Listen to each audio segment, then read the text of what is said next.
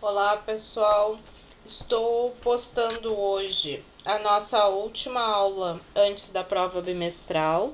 Então hoje na aula de física nós vamos corrigir a lista de exercícios, que é entrega até dia 22. Então se ficou alguma dúvida, vamos corrigir juntos. Esta lista valendo 10 pontos de física. Vou deixar também o conteúdo da prova bimestral aqui no PowerPoint da aula e também postado no dia da aula de vocês. Então, vocês têm dois caminhos para acessar o conteúdo da prova. Estou deixando o meu e-mail para qualquer eventualidade, caso não consigam enviar algum trabalho via Sponte, certo? Então, conteúdo para a prova bimestral de física. Conteúdo que está lá no caderno sobre método científico. O livro, página 2, 3, 4, 5, 6, 7, 8, 9 e 11. Nestas páginas são aqueles conteúdos com relação à matéria e suas transformações. Algumas coisas lá na página 11 sobre unidade de medida, basicamente as relações de massa, de transformação de massa de grama para quilograma, que nós vimos isso também. Então, todo este conteúdo no livro e aquela parte inicial sobre método científico que nós tínhamos visto no caderno, inclusive com um vídeo para exemplificar isso. Vamos então à lista. O que eu preciso que vocês tenham aí agora com vocês? O nosso caderno e o nosso livro lá na página, vamos achar, na página 2. Então, livro, página 2 e caderno.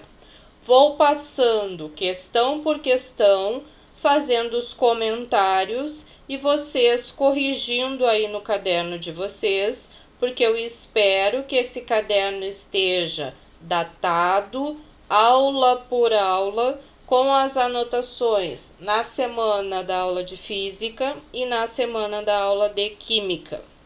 Questão 1. Qual a influência e contribuição da ciência para a nossa vida cotidiana? Algumas coisas nós colocamos no caderno lá na nossa primeira aula. Porém, vocês têm isso no livro na página 2, que diz o seguinte: se observarmos com atenção tudo o que ocorre ao nosso redor, vamos perceber a grande influência e contribuição da ciência para a nossa vida cotidiana. O uso de equipamentos eletrônicos, então é uma contribuição. O movimento dos meios de transporte, outra contribuição. Cultivos de plantas, produção de medicamentos, as mudanças climáticas e até mesmo o funcionamento de nosso organismo são alguns exemplos. Algumas coisas relacionadas à tecnologia, energia, alimentação, saúde e ambiente são outros. Então, lá na página 2, nós temos a resposta da questão 1. Questão 2. Cite os passos do método científico exemplificando cada um. Vamos no nosso caderno.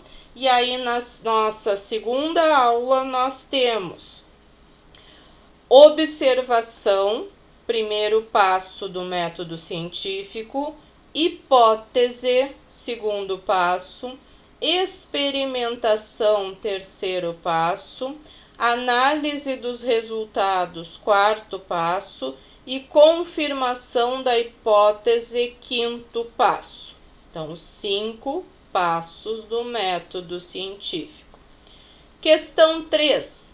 Cite 2 sistemas científicos usados pelos pesquisadores para entendimento mundial. Vou começar pelo sistema que nós vimos, o IUPAC, que está no caderno, que eu disse para vocês que era um sistema de química pura e aplicada, onde organizava a nomenclatura dos compostos químicos. Então, IUPAC. E o nosso conhecido da física é o Sistema Internacional, o SI, que é um Sistema Internacional Padrão de Unidades de Medida. Então, este sistema internacional é aquele que vai padronizar que eu tenha, por exemplo, a unidade de massa em quilogramas. Saliento que esta questão 3, com relação a método científico, nós temos uma observação lá na página 11 que fala do SI. Página 11 nos diz o seguinte, bem no cantinho embaixo: o Sistema Internacional de Unidades, que recebeu esse nome em 1960, foi criado em virtude da necessidade de um sistema prático que fosse aceito nas relações internacionais, no ensino e no trabalho científico. Então, já bem explicado na questão 3, a questão do sistema internacional, e um segundo exemplo é o IUPAC dos elementos químicos. Como podemos definir matéria? Volto lá na página 3, que nos diz: matéria é tudo aquilo que tem massa e ocupa lugar no espaço. Respondida a questão 4. Questão 5. Qual o conceito de massa e sua unidade no sistema internacional? Acabei de falar na questão 3. Unidade de massa no sistema internacional é quilograma. O que é massa? É uma quantidade de matéria. Então, toda quantidade de matéria associada a um sistema é a sua massa. Então, quanto de matéria tem 1 quilo de batata que eu compro no supermercado? Tem tantos gramas, que é a unidade de massa de quantidade de matéria. Questão 6. Como se comportam as partículas quanto à forma e volume nos estados sólido, líquido e gasoso da matéria? Esta questão é bem importante, enfatizo para a nossa prova, olhar bem ela, entender bem. Vamos na página 5, os 3 desenhos últimos da página 5. Nos diz: estado sólido, forma própria e volume próprio. Estado líquido, forma variável e volume próprio. Estado gasoso, forma variável e volume variável.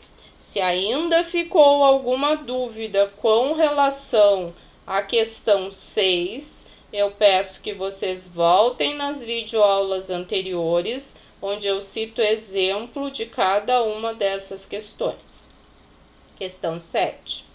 Qual o quarto estado da matéria? Eu lembro que nós comentamos em sala de aula o texto que fala do quarto estado da matéria, que está lá na página 6, que é o plasma. Então, o plasma é o quarto estado da matéria do texto correspondente da página 6, que nós sublinhamos e nós comentamos em aula. Questão 8. Qual o fator importante para que a matéria mude de fase? Aí eu lembro que eu comentei que nós tiramos os cubinhos de gelo do freezer, e aí esses cubinhos de gelo derretem porque a temperatura do lado de fora é mais alta. Então, quando eu vario a temperatura, estes corpos mudam de estado físico. Mais ainda, um termo mais correto, quando eu forneço energia para esse corpo, ele muda de estado da matéria. Mas inicialmente, como nós tínhamos visto em aula, a temperatura aí, por enquanto, para nós, ainda responde essa questão. Questão 9.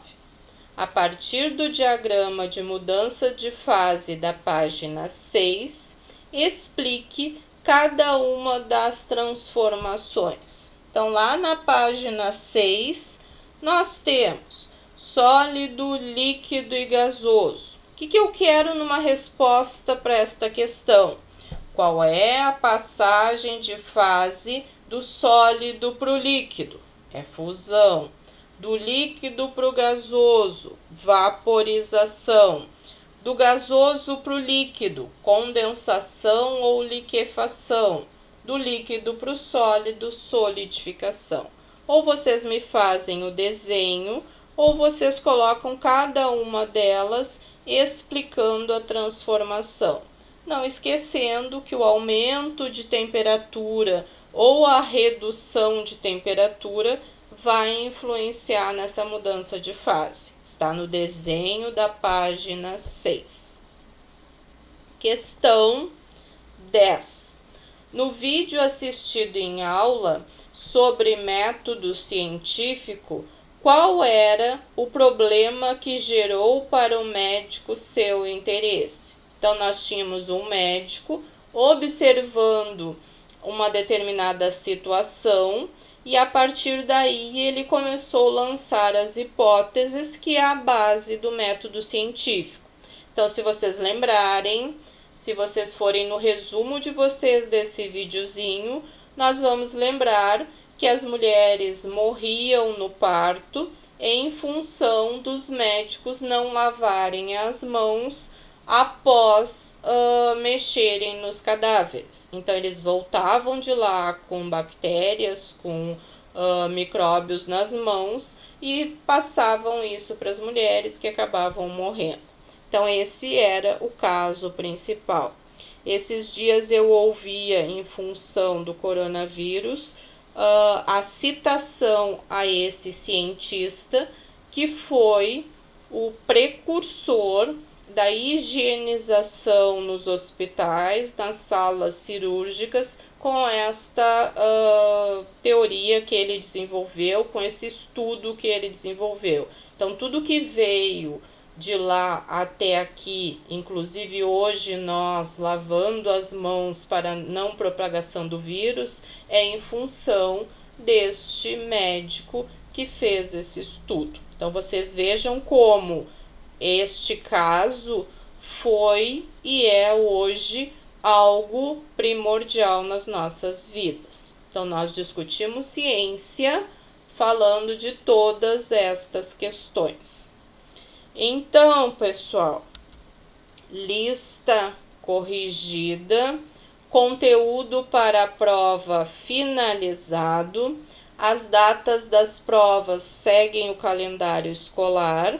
Nós estamos com tudo revisado, com todas as aulas completas, com o uso do livro. Então, estudem pelo livro, olhem o nosso caderno onde nós temos os exercícios, façam as anotações no caderno, para quando nós voltarmos, esse primeiro bimestre está todo lá registrado, certo? Espero que vocês estejam bem, cuidem-se. Saudades, estamos aí. Qualquer coisa, pode mandar e-mail, tanto para mim quanto para a Lisandra, que a gente está aqui para ajudar, certo? Beijo.